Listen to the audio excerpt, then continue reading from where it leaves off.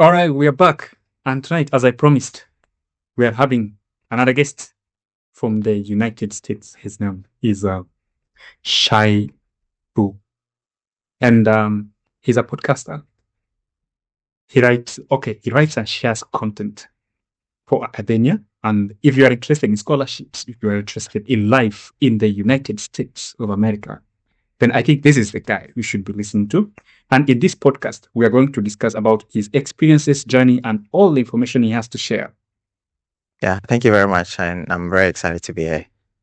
So, you know, when we start our podcast, the first thing we usually get to ask is, who are you? I mean, like, there's this one gentleman called Shai. So tell us more about yourself. Yeah, my name is Shaibu, and yeah, like you said, I have a YouTube channel called Shy Guides, where I talk about study abroad stuff. I'm also a fourth-year PhD student. I'm studying economics, and I am doing my research right now. So hopefully by the end of next year, I should be done with my PhD, and then yeah, we'll see what life has for us after that. And But I'm very I excited think to be here. Yeah, thanks for having me. you're welcome. You know, I am in this space of talking about funding and graduate studies. And the first question I usually get to be asked most of the time is, what inspired you to start doing this? So I'll get that privilege to ask you, what inspired you to start a platform where we get to share information for students? Well, for me, it started so many years ago. It started in 2016, actually. So I was a teaching assistant at the University of Cape Coast, Ghana, in from 2015 to 2016, and so I graduated in 2016. And I did my application in January. I had like my predecessor who came after like the program, and so he went to Ohio University and he helped me also, join him at Ohio University in 2016. And because I had a lot of students, that I was mentoring and all that, so it was more like a responsibility for me to help these guys. So I started helping these guys. And yeah, since 2016, I've helped so many students who are already here in the US.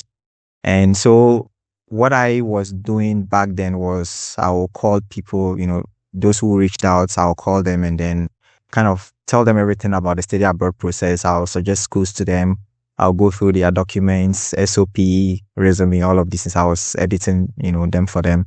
I was even paying application fees for them. Like at the time, anyone who reached out to me, I paid one application fee for them for free. And so that was what I was doing. And then in 2018, I started recording WhatsApp audios because I was getting a lot of students reaching out to me. So what I did was record the audio so that when you reach out, I'll just forward the audio to you. The audio had everything about the study abroad process.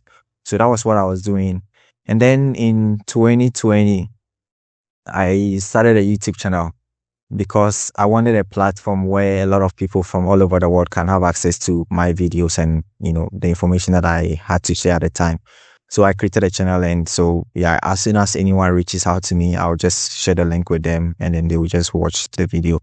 Yeah, I did YouTube for a while, but I wasn't really consistent. And so, yeah, it was, there were a lot of things I didn't understand about what students needed at the time. So all those things, students don't like you to say this is how to do it. They want to see scholarships before they can actually click on the link. They want something to entice them. And yeah, at the time I didn't know about a lot about human psychology and what attracts people and all these thumbnails. I didn't even have thumbnails at the beginning.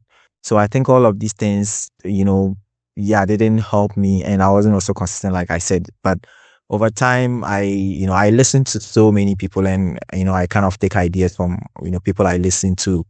Like, I mean, when I say people I listen to, I mean podcasts, channels and stuff like that. There's so many people that I listen to and yeah, I kind of take ideas from them. And so I came back last year, April. That was when I started the Shy Guys channel. And so, yeah, I kind of incorporated everything that I was learning during that period into the new channel. And so, yeah. And this year, I think, I don't remember when I started the second channel, probably in February, maybe in January or so. So I realized that this is something I always wanted to do, interviewing people and asking them about their journey. I feel like I'm good with asking questions, good questions. And so I, didn't want to have everything on one channel because I felt it's better to separate the two. So I started the Shai Pod, which is a podcast about study abroad and life abroad conversation. So I interview people who have gone through the process. And yeah, so that is the reason why I do what I do. And I actually love it. Before the conversation, I told you that I finished my first research paper last year. And by now, if I really wanted to finish my PhD, I think I probably will be able to graduate this May. But then I had to take 1 year break because I was actually ahead of my colleagues, and right now probably some of them are on the same level with me, but I was ahead of them, so that gave me the opportunity to do what I was doing at the time. And so yeah, if I didn't love this, then I don't think I would just take 1 year break doing videos and stuff like that. But now I think I am. I've made a lot of videos. I've given students a lot of information, so I can actually take some break and work on my research. Yeah. This experience you've had has been quite a long experience, and things usually get better, to normal as you go by. Yeah. You got out of your bachelor's in 2015. 15, yeah, 2015. So tell me about yourself as a young student doing your bachelor's. Did you have dreams of going abroad to do your master's, and now you're doing your PhD? Allow me to interrupt this conversation and bring something to your attention. Since we launched this podcast a few months ago, we've had over 50,000 people watching our episodes, which we are very thankful for, and over 12,000 hours.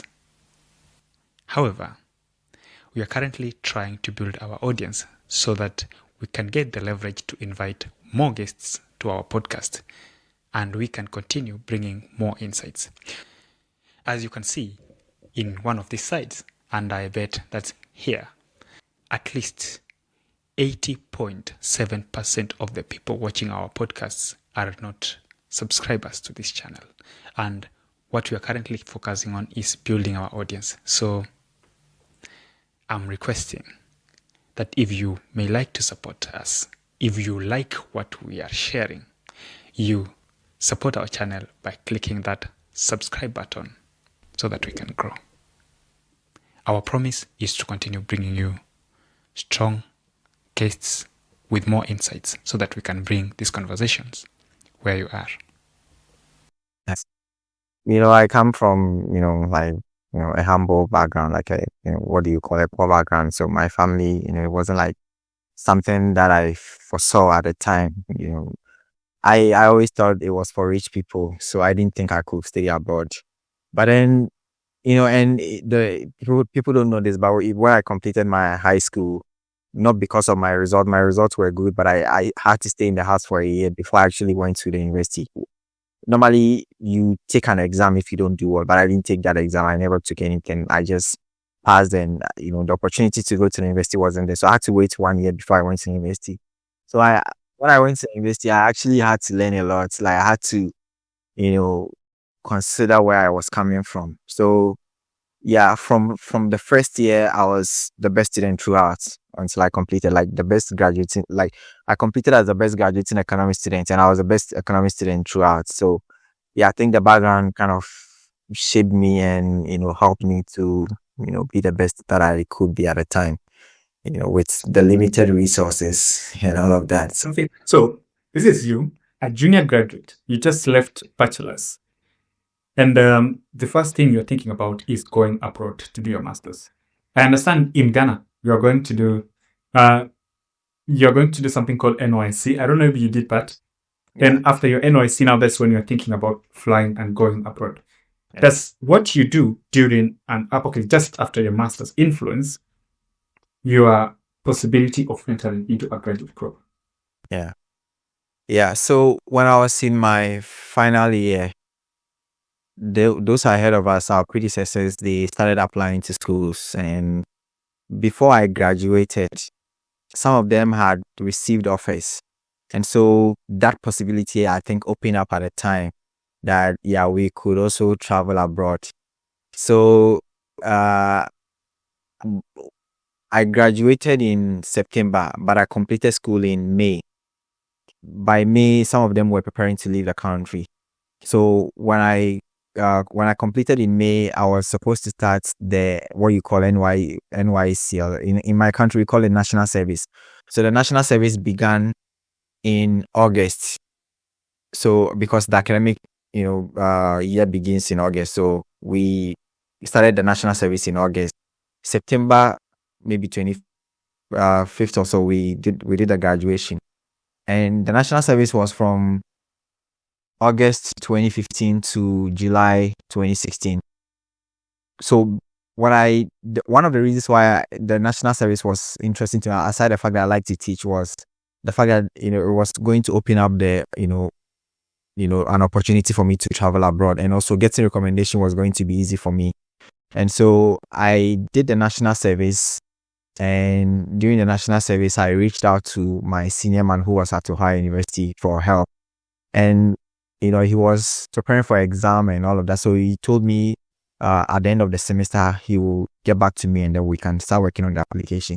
So he finished his exam in the middle of December, and then he reached out to me, and then we started talking about the applications. At the time, I had written some, my SOP, my resume, all of these things. So I sent them to him, and then he went through them.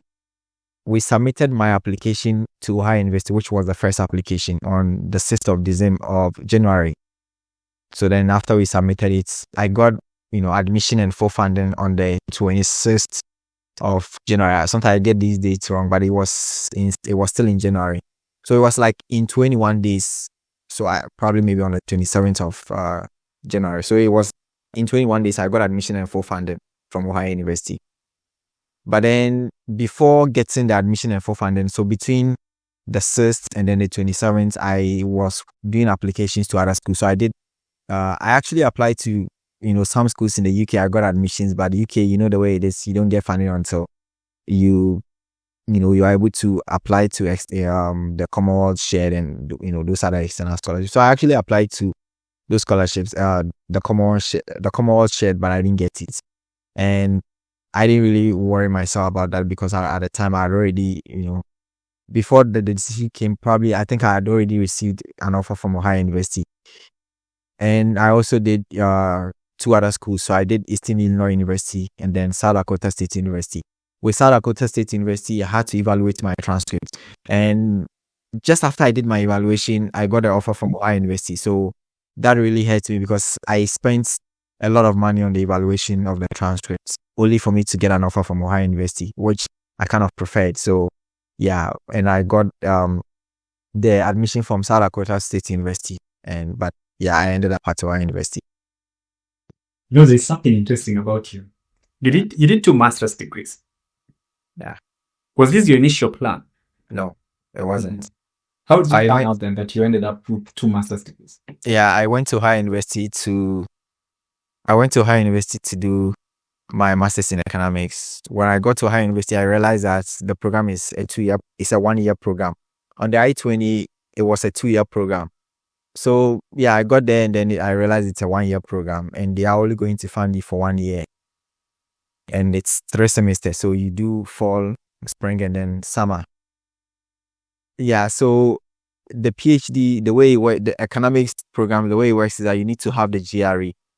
And at the time, I didn't have any GRE. I avoided the GRE because, at the time we heard GRE is hard. So I avoided it. And that's why I decided to apply to schools that didn't require a GRE. Yeah, so I got to the US at the end of the first semester. I wanted to take the GRE. But then I fell sick. I went to the hospital and yeah, I actually ended up spending a lot of money on that. And I still registered for the GRE. I took it. It didn't go well. I only had like 3 weeks to prepare for the GRE. So I took it hoping that I would do well and then use it to apply for PhD. But then it didn't go well. And so I ended up looking for other options because as an F1 student, you don't want to fall out of status. It's the most terrible thing you can do as an F1 student. So I had to figure out another way. And so I ended up applying to a master's degree in information technology in the same university. What the reason that was possible was that I was already in the school. And so it was somewhere in April, probably the deadline had already passed, that I had to go and see the coordinator. Because I was in the country, that was possible. And the program actually requires the GRE. But because I was already in the country, in the school, it was waived for me. And so I was able to submit the application, and then I was given a full teaching waiver. So that was what happened.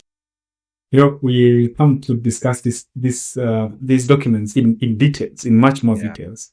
But then currently, we just had a new government coming in. And that the new government has got its new policies. Do you think it poses any challenges for students who are currently thinking about coming to the US to do their graduate studies? Yeah, of course. Yeah, if anyone who follows the news a lot would have heard a lot about some of these things.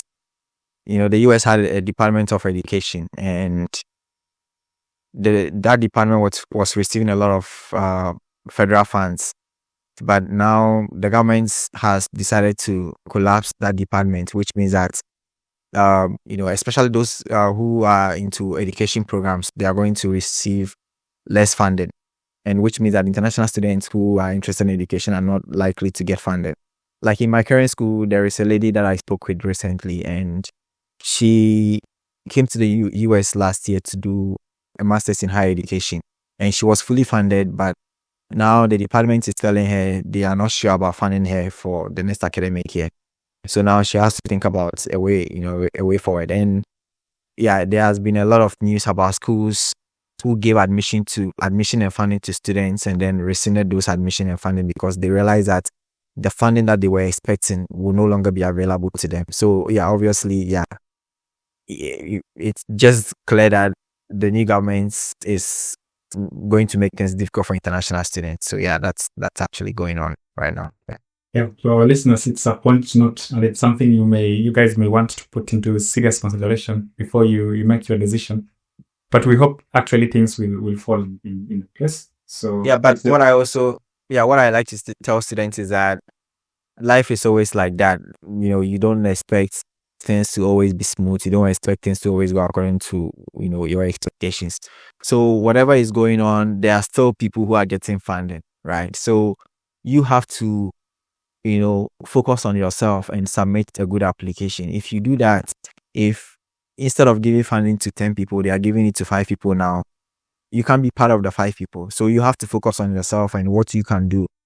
You cannot say because of the new government you don't want to study abroad again or you are giving up on the dream. That doesn't work like that, right? So you have to still push and spend a lot of time researching on schools because there are still schools that are giving funding. One of the mistakes that students make when it comes to the study abroad process is that they just apply to schools just because somebody told them about a school or because they came across the name of the school somewhere. But that's a mistake. It doesn't work like that. Before you apply to a school, you have to make sure they have funding. They have clearly stated on their website that they have funding. If you don't see that information, you have to send emails. Send an email to the coordinator to find out about funding opportunities. You have to confirm that they have funding. And also, you have to be very sure about the kind of funding they have. If you're coming to do your master's and then they tell you they have, like 20,000 scholarship for international students, yet your cost of attendance is 50,000. You have to ask yourself if you have the 30,000 to be able to take care of your tuition and then your living expenses, right?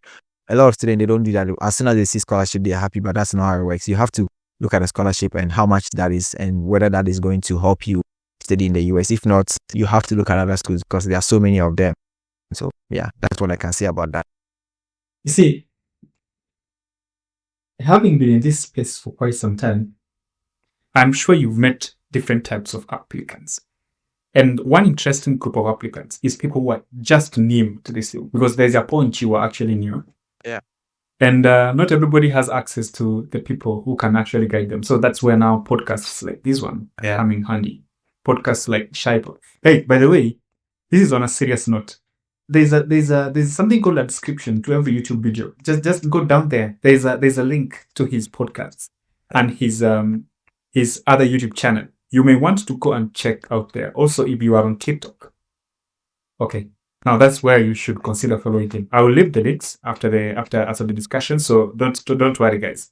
But then, if somebody is completely new to this study abroad thing, and I don't know any single university in the US, I don't know any single university elsewhere.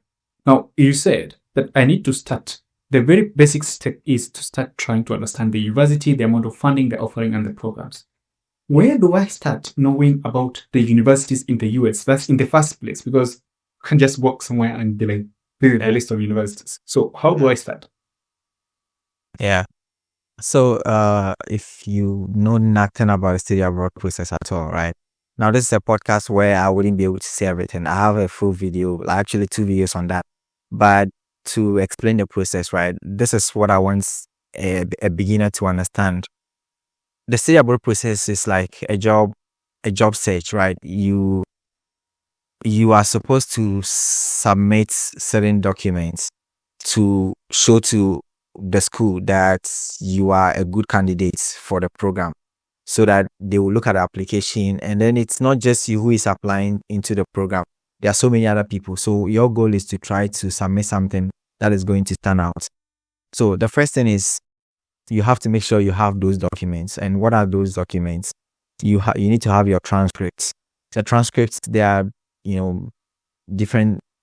They have official transcript, which is a transcript which is sent from your school directly. That one, you don't interfere with it.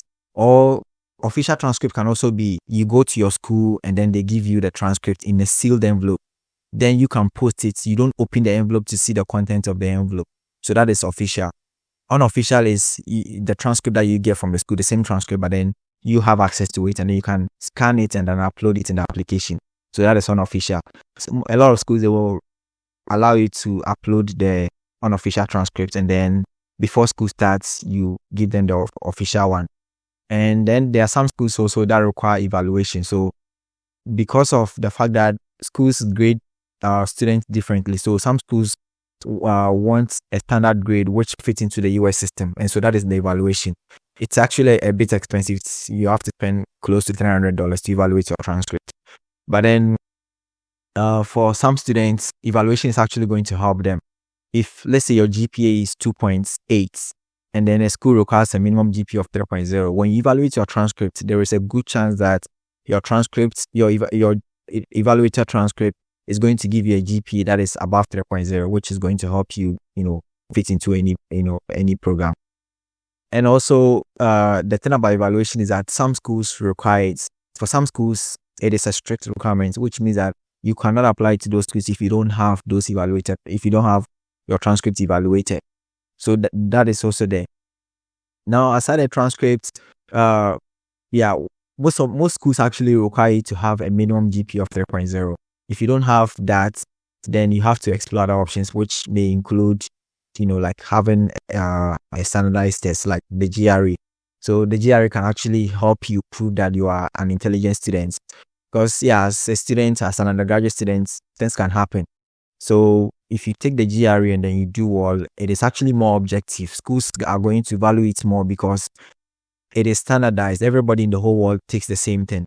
The GPA is very subjective. Your lecturer is going to, some lecturers can actually interfere with the GPA and all of that, but the GRE is more objective. So in some instances, that can help.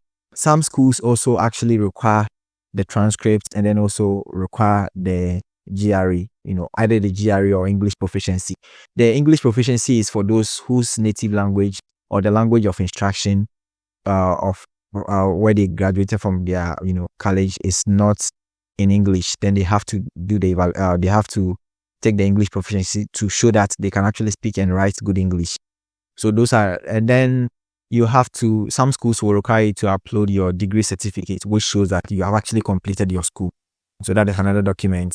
Then the SOP or the statement of purpose, they are very similar in a way. One can actually be a substitute for the other. It is to highlight, your background, what attracted you to the program, how the program fits into your future plans, your research interests, and those things to show that you deserve to be given a place in the program.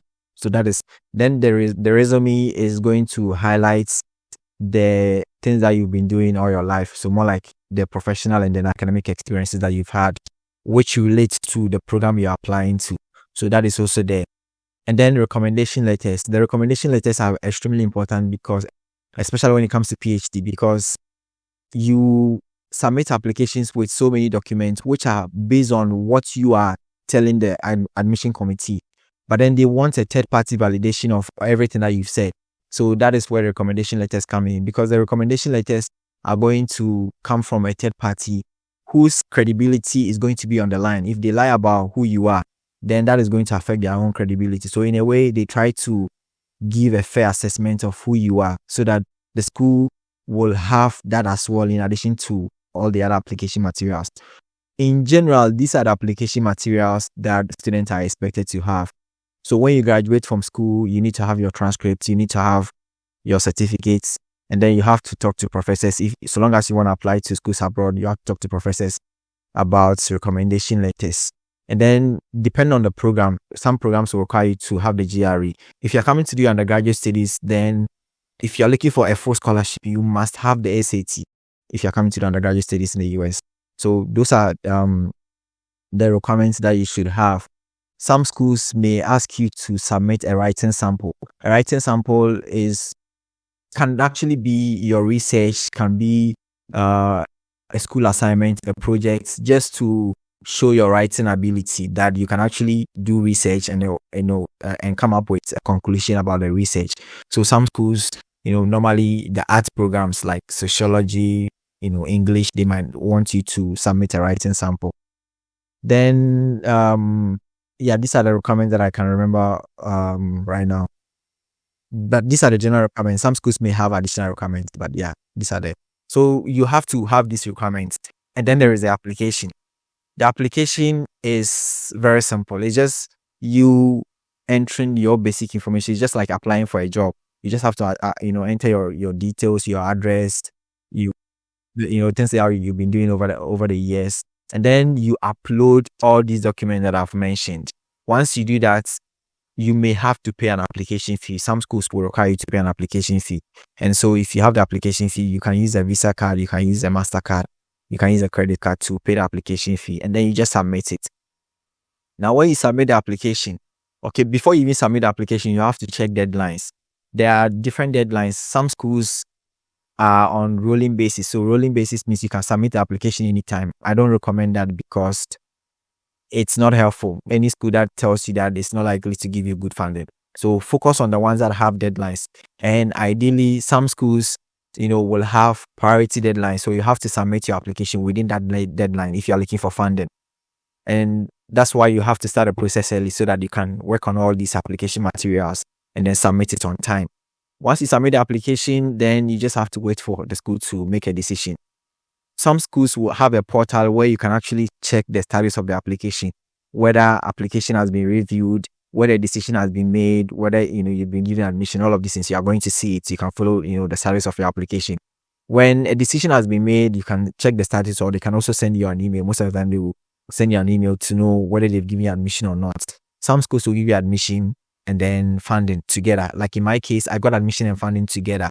For some schools, you get only admission and then they would have to sit down and make a decision about the funding. For other schools, they will give you admission and then tell you to submit a form, an assistantship form for funding. Then they will look at the form and then make a decision. Other schools will also have to take you through an interview. And then you go through the interview, not just you. So the way it works is that maybe 100 people will apply to a program. And then the school will give admission to 10 people. Out of the 10 people, they will have to decide on who to get funding. So they might have to give funding to 5 people, depending on their budget. So that's how it works. And sometimes students don't get funded, and then they would have to look for funding outside their department. But that is not recommended because it is very difficult to get funding outside your department. So as a student who is starting out, you have to spend a lot of time on your application materials. The SOP is extremely important. Spend a lot of time. Don't spend a week on your SOP. It doesn't work like that. You have to start with a draft, go back to it so many times, and make it as personalized as possible. Make it about your story. don't, AI, I've made a video where you can use the AI to write the personal statement, but you have to give the AI a lot of prompts. You have to write a lot of that personal statements yourself and then give it to the AI to restructure it and then, make it sound more interesting and more, appealing. Then you can go ahead and use that. But then, because the point is that we are not native English, speakers. And so you cannot, just write everything based on how you speak. You might not submit something that makes sense, right? You might not be able to communicate your ideas clearly. So AI can come in and then help you, but you have to still go in and then, correct certain things and make sure the AI is not misbehaving, right? So that is the process. It's really straightforward. Just make sure you finish with a good GPA. Trust me. I've listened to you and I'm like, yeah, this is a good list of documents, like a long one. And it should actually take somebody some good planning before you can. I mean, like, submitting an application is not the problem. The problem is getting all the documents in good shape and ready, right? Yeah. But then there's still an elephant in the room. I don't know anything about universities in the USA. Okay. The only university maybe that I know is, let's say, what? Illinois, because you're there. Yeah. So how then do I know that I still have in all these other states? How do I know that I still have this and that other university that I can apply to? Is there a central place or somewhere you may be knowing that one can go and at least find maybe 5, 6, 7, 8, 9, 10 universities to begin with? Yeah. If you don't have any school in mind, right? A good starting point is my channel. I've made videos where I talked about certain schools, right? But aside that, let's say you don't have access to my channel. What you can do is make friends on LinkedIn. LinkedIn is a good place to identify good schools because on LinkedIn, you are going to come across the profiles of students who are in the US and you are going to see the schools that they attend. So you can check their work experience. If you see graduate assistantship there, it means that the school funded them.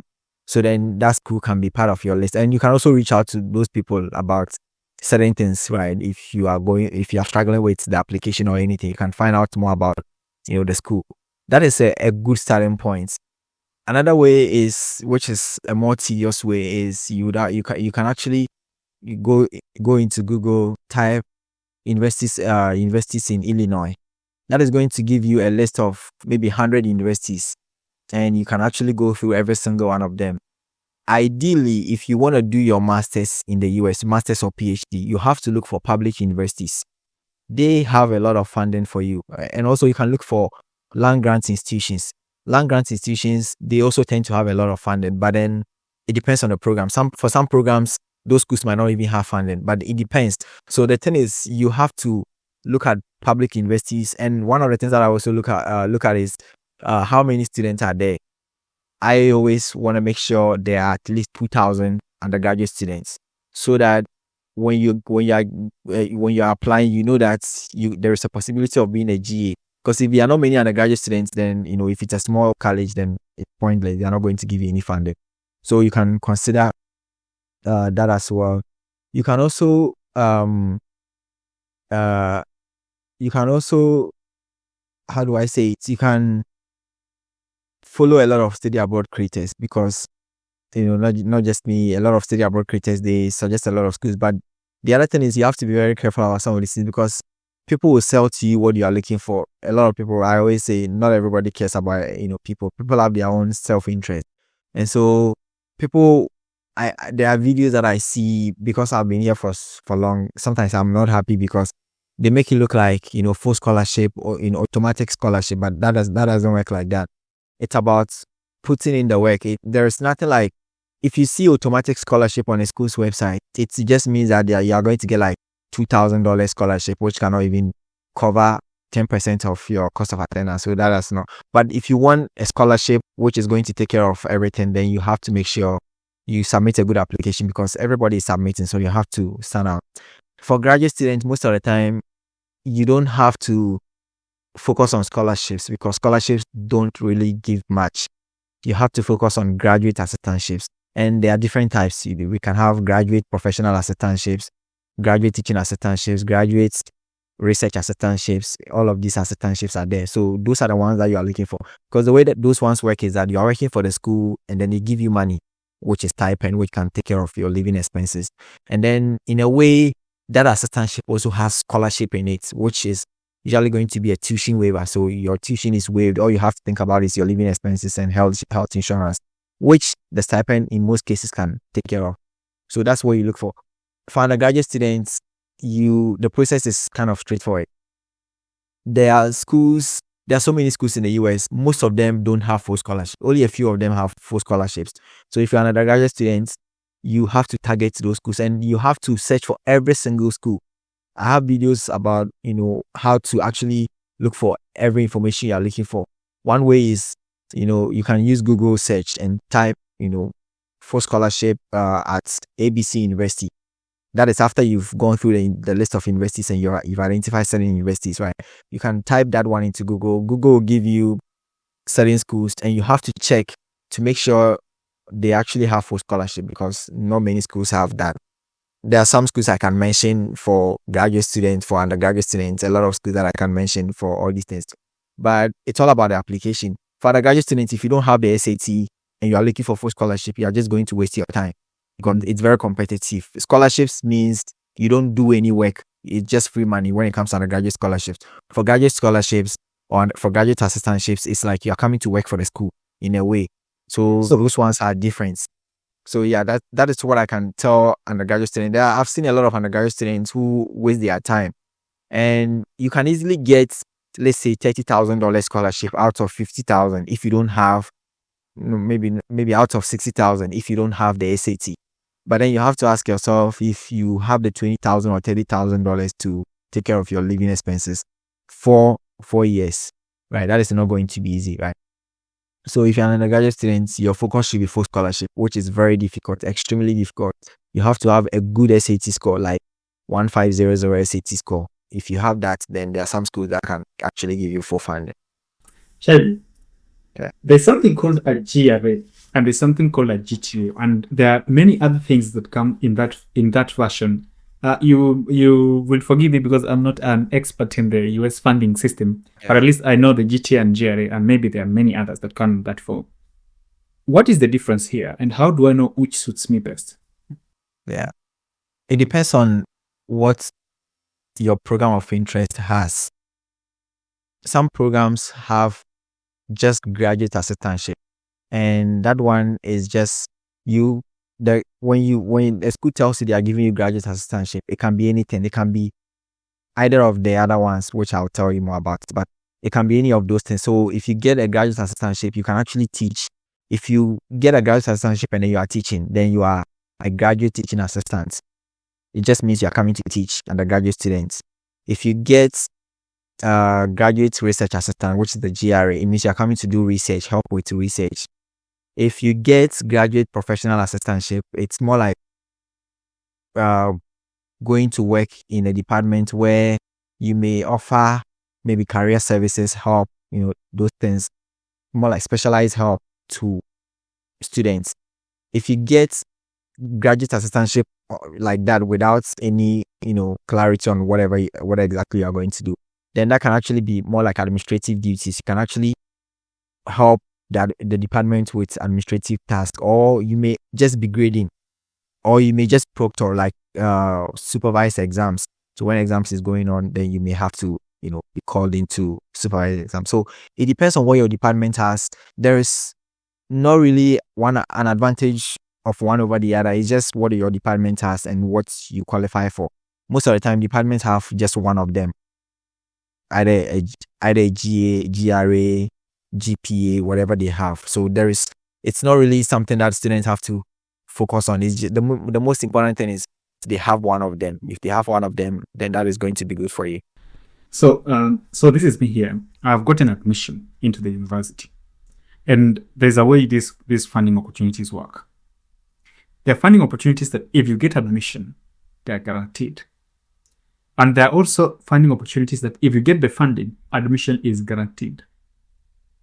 Could you take me through, in your perspective? Of course, building on your individual case, how does it work? Which precedes the other one? Is it admission or is it the funding? Yeah, admission precedes the funding. So, like I mentioned earlier, most of the time, departments will receive 100 applications, and then they may give admission to 10 people. For the 10 people, if the department has enough funding for all the 10 people, then each of the 10 people is going to receive admission and funding together. If the department doesn't have enough funding for the 10 people, the department is going to, tell them to go through an interview. Then out of the interview, they can select maybe 5 people. Or the department will select 10 people for admission and then give them a form, a graduate assistantship form, for them to fill it out. And when they are filling it out, there will be certain questions about experiences. And then the department can use the information on that form to make a decision. So then they can give funding to maybe 5 people. So that is how it works. In my case, when I was going to Omae University, in 2016, my admission and funding came together. So I didn't really have to wait for admission and funding. But there were people like my colleagues who we did the same program during the same period, who got admission first, and then it took them a while before they got funded. So yeah, sometimes the same school, the same departments, some people can get the two together, because I think it's based on, if the department just looks at your application and then they think you are too good enough, then it's like there is no way, anybody can actually do better than you, because they know what they've been receiving in the past. So maybe my GPA was really good enough. I was a teaching assistant and I was teaching level 100 to level 400 when I was at the University of Cape Coast. So I think when you look at all of these things, it's like, yeah, I won some awards as well. So I think, and my resume was also very clean. Like everything was well structured. My SOP was well written. I was very clear about why I need the program, how I was drawn to the economics, like all these things. I think it was very easy for them to give me admission and funding in 21 days. So it depends. It depends on how the department is structured, how they make decisions. Yeah.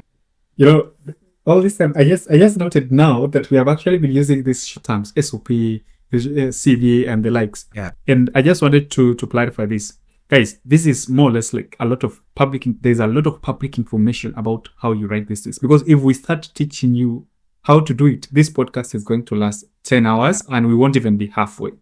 Yeah. So there are a lot of creators out there. Just go on a platform, as you mentioned, something like LinkedIn. I actually wake up almost every day posting about, I don't know, today I'm posting a CV, tomorrow an SOP. There are a lot of other creators out there who can share information about how to prepare these documents. So, and as much as we may not cover that here, at least you may want to know more about them. A friend of mine, actually 2 of them, ladies, they got a GRA, 5-year GRA. That was in 2024. It was supposed to begin in 2024, but unfortunately, the US was the US, and they were both denied the visa. So that means they could not take up the opportunity. So then it comes to a very serious discussion about getting funded is one step. Now, immigration is a whole new experience. And I've had a lot of people who actually get funding, but they don't get admitted, like they cannot get their visa to go to Visa stuff. Yeah. Now let's chat about that. What do we call this visa? Is it a J1? F1. F1. I only knew it's a letter. So yeah. The students do take the F1 visa. How does it go up? How do we go about this whole visa process? Yeah. So the visa process is really simple. Once you have admission, and then let's say you have funding, the school will have to issue you with a document which is called the I-20. The I-20 is what you are going to use to process your visa. Before you be issued with I-20, the school has to make sure you don't have any deficit. So deficit means whatever scholarship you are receiving is enough to cover everything, your cost of attendance for 1 year. If that is the case, then you don't have to provide any proof of funds.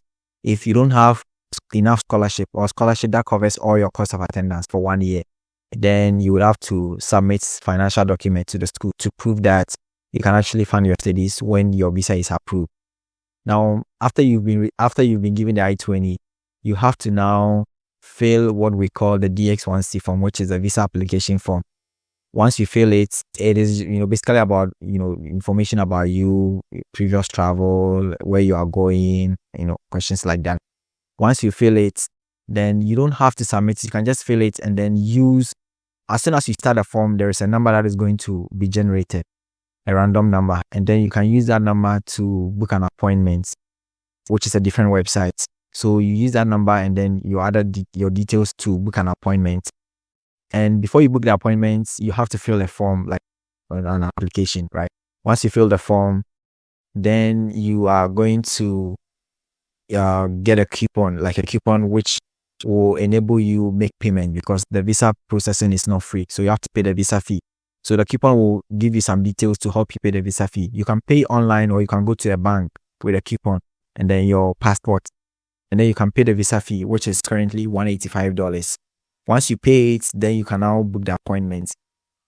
After you book the appointment, you can now, if you've submitted a form, then you can, print the appointment confirmation page, because on the day of the interview, you have to present that to the security personnel that you actually have an appointment. So you print that is one document. Then the DX1C form, once you submit it, you're going to get a coupon. You're going to get a confirmation page, which is another document. That confirmation page has the same number that you used to book the appointment, so that when you get to the interview, the visa officer can pull up your information using that number. So then that is another document. Then the I-20 document, which was issued to you from the school, you have to go with that one as well. Then you need your passport. Your passport has to be at least 6 months into the future, so that you can use it to apply for the visa. Then the rest are additional documents. Okay, there is another thing which is called the service fee. When you come to the US, there is a body which is ICE. Recently, I'm sure people have heard a lot about the ICE. So they are in charge of the service fee, more like monitoring international immigration stuff in the US. The visa fee is for the embassy, but then this one, the service fee is $350. That one goes to the body that monitors international students and immigration stuff in the US. So you have to pay that one as well. So those are the two fees that you pay before you go for the visa interview. If you don't pay that fee, your visa will be denied automatically. You have to pay it before you go for the visa interview. There are some cases where a student will initiate payment, but then they are not able to submit so it's like there are several ways of paying it, right? So it's like you have one way is to post it. If you post it and then it doesn't get to them on time, and then you go for the interview during that period, you can explain to the visa officer, and they might give you a few days for the payment to be processed. If that is the case, then your visa will be approved. If not, after a week or so, they will deny you the visa. It means you lied in a way. Lying is a big deal too when it comes to the visa interview. So let's say you have all these documents. The rest are additional documents like marriage certificate if you claim you are married, your transcripts. Sometimes the visa officer wants to make sure you are who you say you are. Your GPA is what you said it is. Your admission letter, your funding letter, all these things might just additional evidence. If you don't have full funding, then you have to have bank statements. These additional documents, they rarely look at them, but then you have to have them just so that when you are asked about them, you should have them. Because if the visa officer asks you about who is funding you and then you say your father and then you don't have any financial documents, then your visa will be denied. So you have to have these things. And then once you get to the embassy, it is just going to be a queue. You sit in the queue until it's your turn. They will call you, and then you just meet the visa officer. It's just like, like a banking hall. There is a window, a glass window that separates you and the visa officer. You stand in front of the visa officer. Normally they are going to take your passport and I-20. Those are the two things that normally they are going to, because your passport number can actually retrieve your DX1C form. In some cases, a student might submit two forms. So then if you have the current DX1C form, then they can use that to pull the right information. But most of the time, the I-20 and the passport will be enough for them to get everything about you. Then the visa officer will ask you questions. The questions are basically about three things. It is to make sure you know why you want to study in the US. So why you want to study in the US? Questions include, how did you hear about the school? Why the US? Why do you need this program? Tell me about the program. Those are questions to understand that you know the program. Then the other thing has to do with your funding. They want to make sure you have sufficient money to take care of your studies in the US. So they will ask you questions about funding if you don't have, full funding. Even if you have full funding, they can still ask you how you got the funding. What made you stand out to get the funding. So those are there. Then the third aspect is your ties, your home ties. You have to prove to the visa officer that you actually are coming to the US to study, and then when you are done, you are going to go back to your home country and then use the skills to help your country or to build business or whatever it is. If you have a job, that kind of, how the skills are going to help your job. The visa officer is interested in those things. Once you're able to convince the visa officer about these three things, your visa will be approved. And once you're approved, that's all. You can prepare yourself and come to the US. No, the visa debate is long. Yeah. It's very long in the sense that when we say a visa, that's where most dreams get shattered. And when I'm holding my visa like this, okay, sometimes now once you cross the border, it becomes, we are given a different document. That's in the UK. There are restrictions that are on that visa. Yeah. And as a student, these are three things you can do and these are things you cannot do. I could have asked you the entire list of restrictions, but let me focus on what most people would be interested in. I want to come to the US, chop some money, and then go back as after my studies with some good men. Yeah. What restrictions am I facing as a visa holder, a student visa holder? Yeah. Yeah. A lot of restrictions actually, and these are big deals actually. So as an F1 student, when you arrive in the country, you are permitted to work only 20 hours a week. And the 20 hours a week job has to be within campus. You cannot work outside the campus. There is an option called CPT. CPT allows you to work outside the campus for any employer, so long as whatever you are going to do relates to your program of the program you are studying, then they allow you to do that. But that one, you first have to make sure you have completed 1 year of your program in the US, at least 2 semesters. So you have to make sure you've done at least the fall and in the spring, and then you can start the CPT. And then the CPT, if during the breaks, right? During the breaks, you can actually do full-time CPT.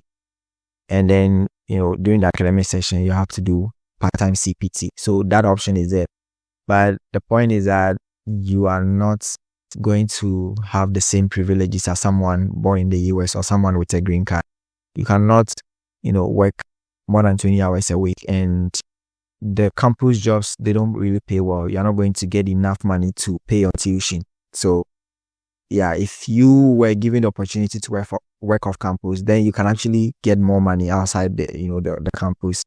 So that doesn't help international students. After you're done with your program, you are given opportunity to do OPT. OPT, if your program is not a STEM program, you can only do 1 year OPT. If your program is a STEM program, you can do one year OPT, which can be extended for 2 more years. So you can do 3 years of OPT if your program is a STEM OPT. And that one also has its own, restrictions and all of that. But basically, with the OPT, with the current, political climate, it is very difficult for students to even be on OPT because employers don't want to give jobs to international students because they know that you are not going to be here for that long. And even if the company wants you to be here for that long, it is very expensive for them to sponsor you, to take care of all those H-1B stuff. And there's, on the H-1B, when you work for an employer, when you start your OPT, they can actually help you get a green card, but the process is not straightforward. You are taken through a lottery, and the lottery is such that it is a random process. They select maybe 25% of those who enter the lottery. So it's like you have 1/4 chance of being selected. And some students, you have up to, I don't remember much about these things, but you can enter into the draw, several years, and then the H-1B is for 3 years, and then it can be renewed for another 3 years. So I think within the 6 years, you can actually be entered into the lottery. to get a green card, and if you're not selected, then automatically you have to leave the country. So those are not, and also even when it comes to the tuition, as an international student, you actually pay out of state tuition, and the out of state tuition is more than the in-state tuition.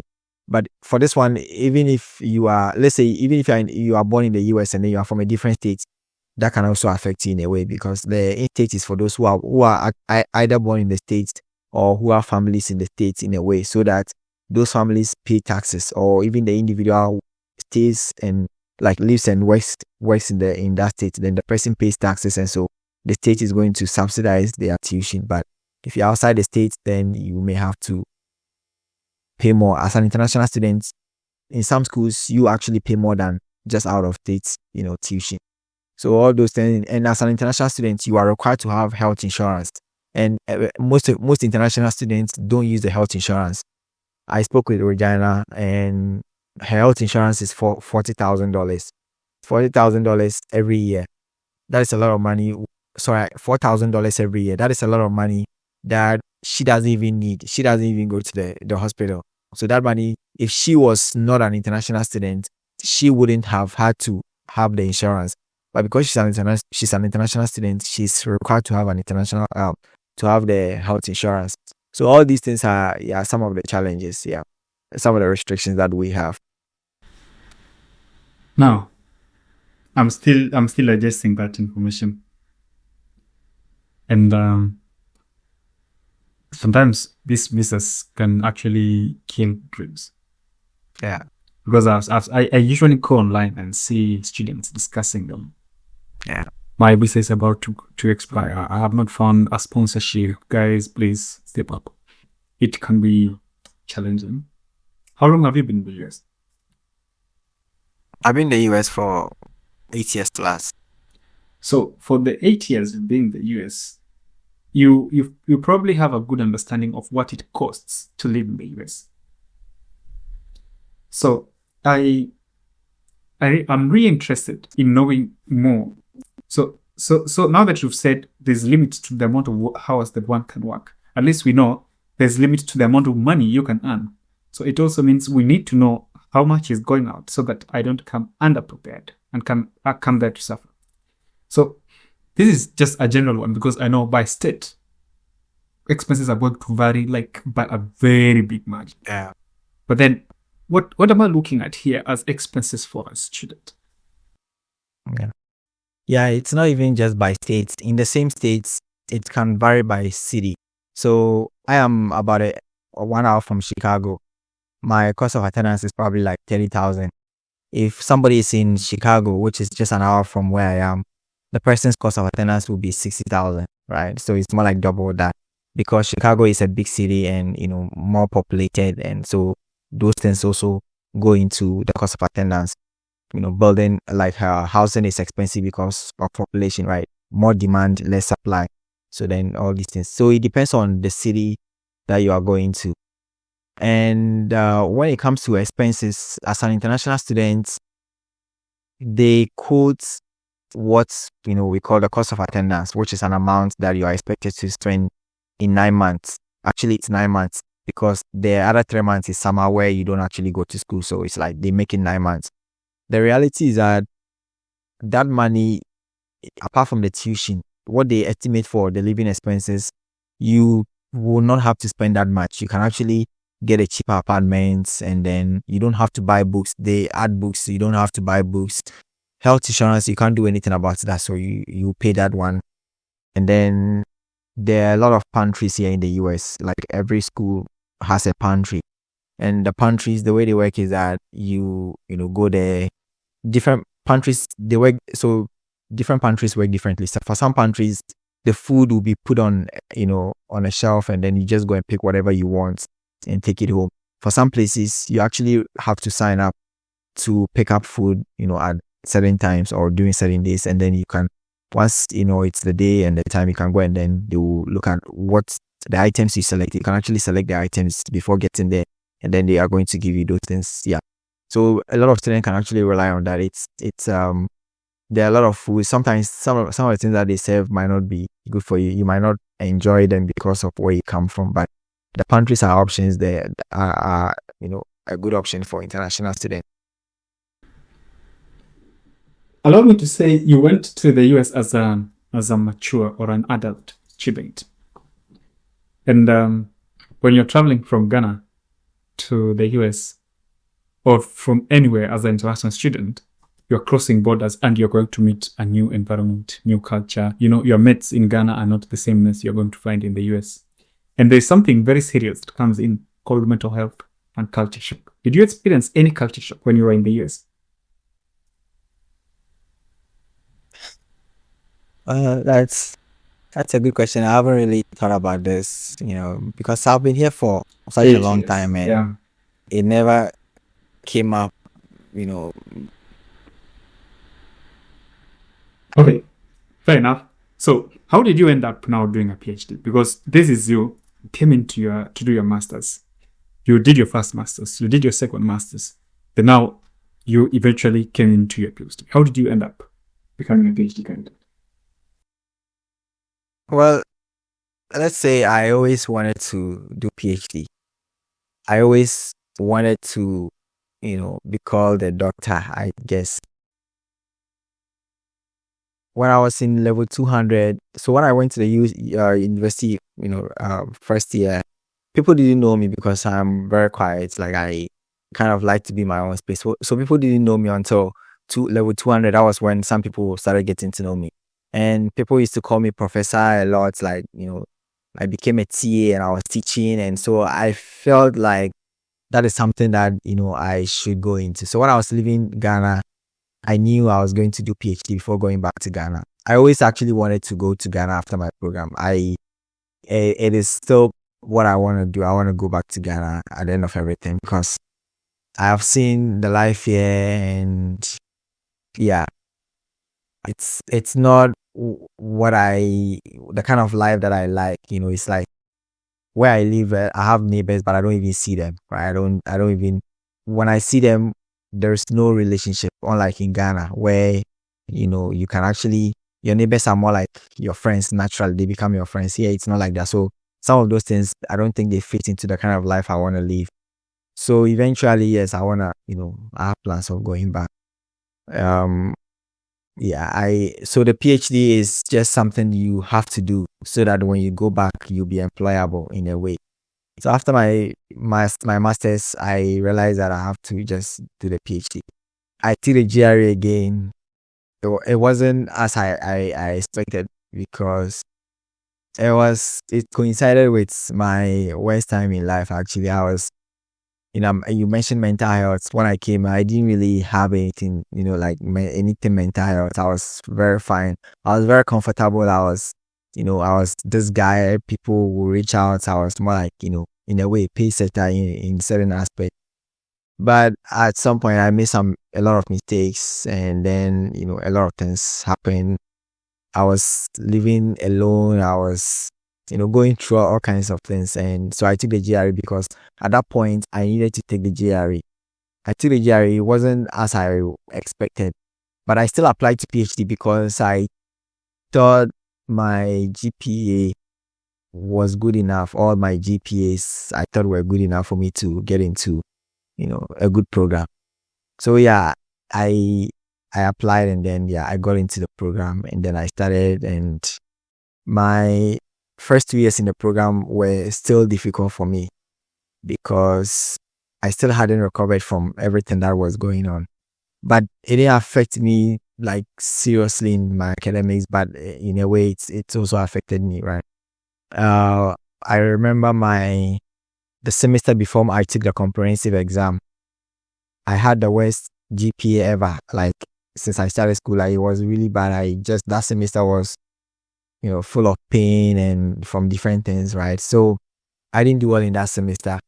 And then I had 3 weeks to prepare for the comprehensive exam, which was brutal. Like I had to, prepare for the exam. It was very difficult for me. So some of the things that I did, I actually turned off my phone. Anytime I turn off my phone most of the time during the day. When I turn it on, I always make sure there, I don't receive notifications, email. That was the time that I turned off my email notifications, and I still haven't turned it. I turned off my email notifications, and I still haven't turned it on, to this day, because I think I realized that it was good.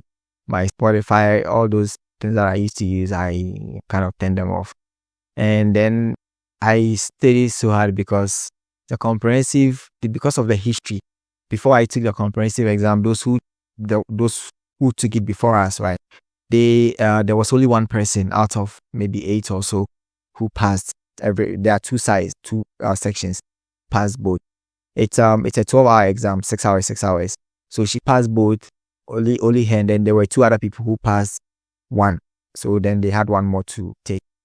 And so knowing all of that in the comprehensive exam, PhD, the way it works, if you fail the comprehensive exam, you'll be sacked from the program. You fail the first one, you have another attempt. If you fail the second attempt, you'll be sacked. So knowing all of that, it was so hard for me. I had to cut off everybody out of my life and focus on the exam. And then I took it, and then we're two.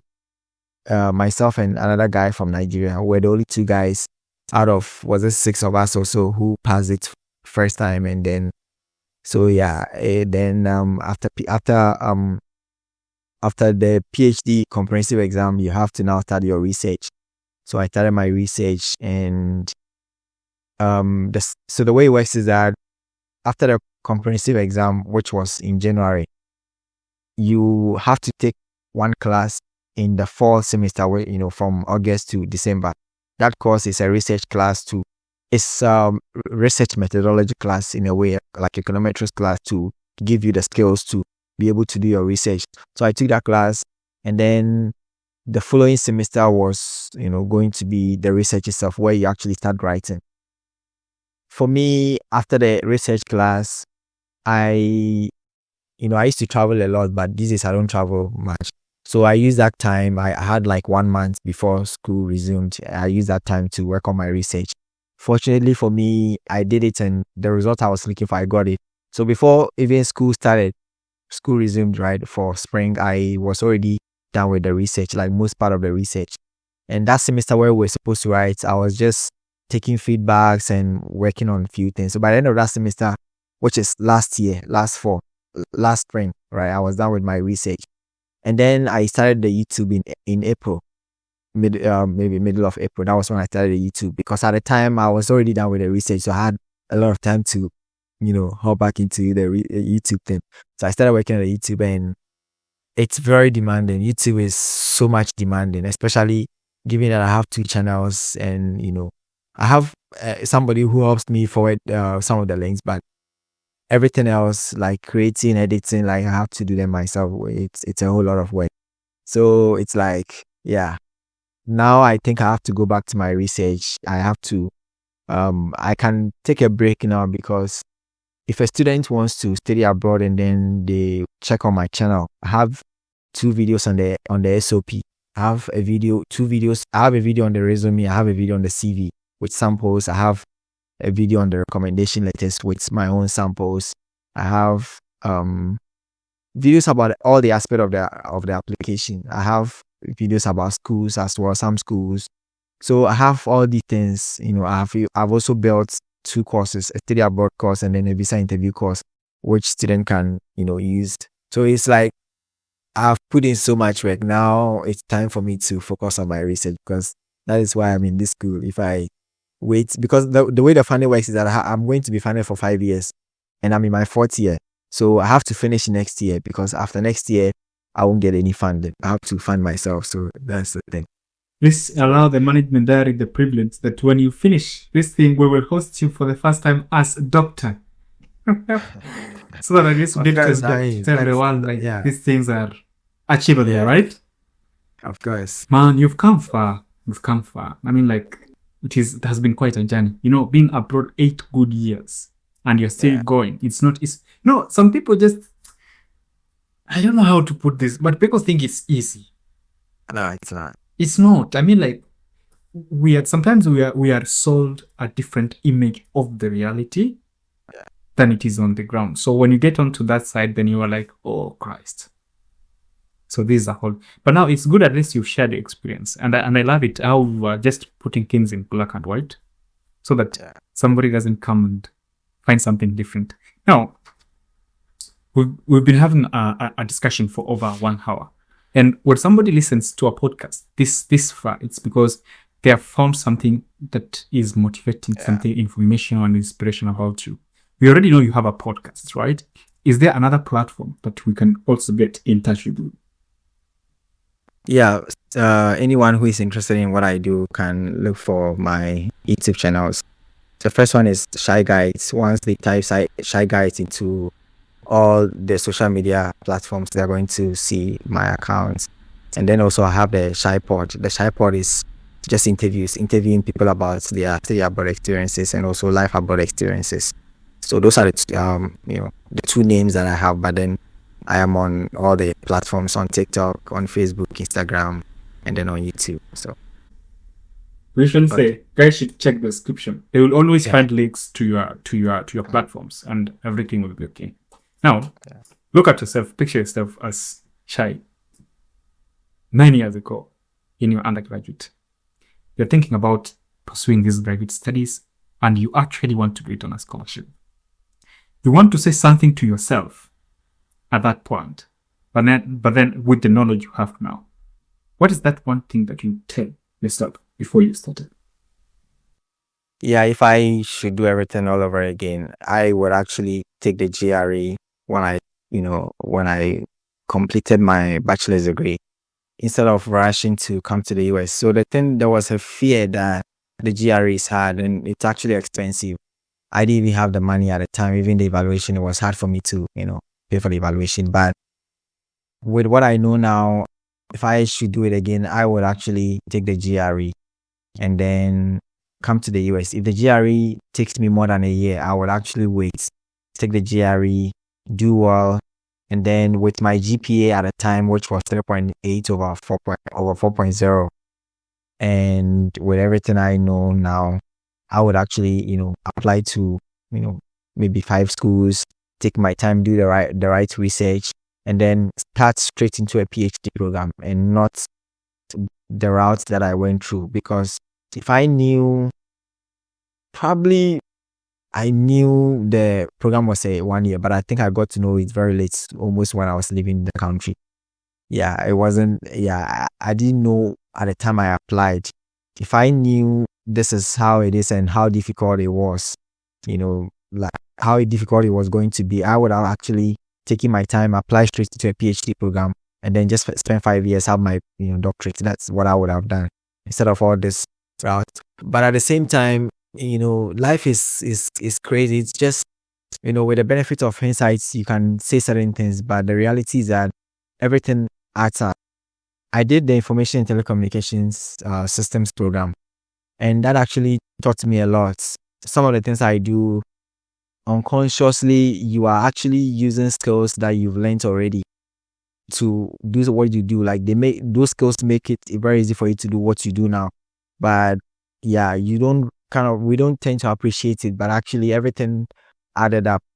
The experiences that I went through, they were brutal. I made a lot of mistakes. I overhelped people. I was supposed to focus on myself more, but it was more like, you get the opportunity to study abroad. You are so excited. You want to bring everybody along. There are a lot of people who reached out to me I didn't even know, and I was spending money on them, for free.